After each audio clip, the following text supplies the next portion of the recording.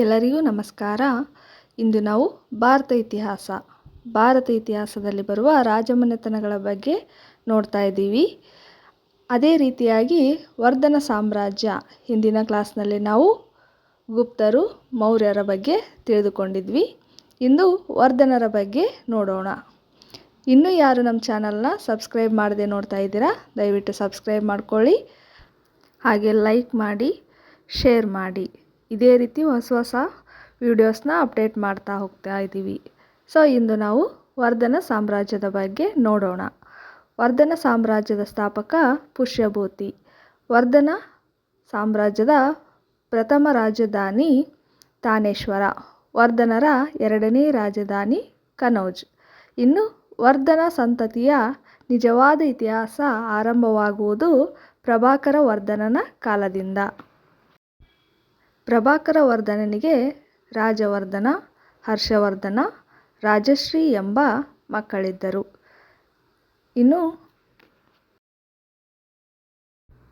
ಹರ್ಷವರ್ಧನನ ಕಾಲ ಕ್ರಿಸ್ತಶಕ 606ರಿಂದ 647. ಹರ್ಷವರ್ಧನ ವರ್ಧನ ಸಾಮ್ರಾಜ್ಯದ ವರ್ಧನರ ಶ್ರೇಷ್ಠ ದೊರೆ. ಹರ್ಷವರ್ಧನನ ತಂದೆ ಪ್ರಭಾಕರ ವರ್ಧನ, ತಾಯಿ ಯಶೋಮತಿ. ಇವನಿಗೆ ರಾಜವರ್ಧನ ಎಂಬ ಅಣ್ಣ ಮತ್ತು ರಾಜಶ್ರೀ ಎಂಬ ತಂಗಿ ಇದ್ದರು. ಇನ್ನು ಇವನನ್ನು ಶಿಲಾದಿತ್ಯ ಎಂದು ಕರೆಯುತ್ತಾರೆ. ಇದು ಕಾಂಪಿಟೇಟಿವ್ ಎಕ್ಸಾಮ್ಸಲ್ಲಿ ಕೇಳ್ತಾರೆ. ಇನ್ನು ತಾನೇಶ್ವರ ಇವನ ರಾಜಧಾನಿ ಆಗಿತ್ತು. ಹರ್ಷವರ್ಧನನ ಪ್ರಮುಖ ಯುದ್ಧ ನೋಡೋದಾದರೆ ಚಾಲುಕ್ಯರ ಇಮ್ಮಡಿ ಪುಲಕೇಶಿಯೊಂದಿಗಿನ ನರ್ಮದಾ ಕದನ. ಈ ನರ್ಮದಾ ನದಿ ಕದನ ಕ್ರಿಸ್ತಶಕ 634ರಲ್ಲಿ ನಡೆಯಿತು. ಇದರಲ್ಲಿ ಹರ್ಷವರ್ಧನನು ಸೋಲುಂಡನು. ದಕ್ಷಿಣಾಪತೇಶ್ವರ ಎಂದು ಇಮ್ಮಡಿ ಪುಲಕೇಶಿಯನ್ನು ಕರೆದರೆ, ಉತ್ತರಾಪತೇಶ್ವರ ಎಂದು ಹರ್ಷವರ್ಧನನನ್ನ ಇತಿಹಾಸದಲ್ಲಿ ಕರೀತಾರೆ. ಹರ್ಷವರ್ಧನನು ಕ್ರಿಸ್ತಶಕ 643ರಲ್ಲಿ ಕನೌಜದಲ್ಲಿ ಧಾರ್ಮಿಕ ಮಹಾಸಭೆ ನಡೆಸಿದನು. ಇದರ ಅಧ್ಯಕ್ಷತೆಯನ್ನು ಹುಯೆನ್ತ್ಸಾಂಗ್ ವಹಿಸಿಕೊಂಡಿದ್ದನು. ಇವನು ಚೀನಿ ಯಾತ್ರಿಕನಾಗಿದ್ದು ಹರ್ಷವರ್ಧನನ ಆಸ್ಥಾನಕ್ಕೆ ಭೇಟಿ ನೀಡಿದ್ದನು. ಕ್ರಿಸ್ತಶಕ 643ರಲ್ಲಿ ಪ್ರಯಾಗ್ರಾಜ್ದಲ್ಲಿ, ಅಂದರೆ ಈಗಿನ ಅಲಹಾಬಾದ್, ಬೌದ್ಧ ಮಹಾಸಮ್ಮೇಳನವನ್ನು ನಡೆಸಿದನು.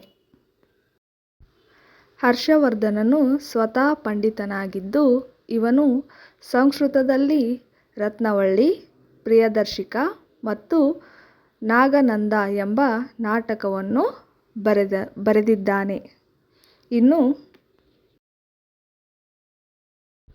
ಕವಿ ಬಾಣಭಟ್ಟನು ಹರ್ಷವರ್ಧನನನ್ನು ಕುರಿತು ಹರ್ಷಚರಿತೆ ಎಂಬ ಕೃತಿ ರಚಿಸಿದ್ದಾನೆ. ಬಾಣಭಟ್ಟ ಹರ್ಷಚರಿತೆ, ಕಾದಂಬರಿ, ಪಾರ್ವತಿ ಪರಿಣಯ, ಚಂಡೀಶತಕ ಎಂಬ ಕೃತಿಯನ್ನು ರಚಿಸಿದವನು. ಇವನು ಆಡಳಿತದ ಅವಧಿಯಲ್ಲಿ, ಅಂದರೆ ಹರ್ಷವರ್ಧನನ ಆಡಳಿತದ ಅವಧಿಯಲ್ಲಿ ಚೀನಿ ಯಾತ್ರಿಕ ಹುಯೆನ್ತ್ಸಾಂಗ್ ಭೇಟಿ ನೀಡಿದ್ದನು. ಇವನ ಗ್ರಂಥ ಸಿಯೂಕಿ. ನಮ್ಮ ಚಾನಲ್ ನಿಮಗೆ ಇಷ್ಟವಾದರೆ ಸಬ್ಸ್ಕ್ರೈಬ್ ಮಾಡ್ಕೊಳೋದನ್ನ ಮರಿಬೇಡಿ. ದಯವಿಟ್ಟು ಸಬ್ಸ್ಕ್ರೈಬ್ ಮಾಡ್ಕೊಳ್ಳಿ, ಲೈಕ್ ಮಾಡಿ, ಇನ್ನೊಬ್ಬರಿಗೆ ಶೇರ್ ಮಾಡಿ. ಇದೇ ರೀತಿ ಮಾಹಿತಿ ನೀಡ್ತಾ ಹೋಗ್ತೇವೆ. Thank you. ಧನ್ಯವಾದಗಳು.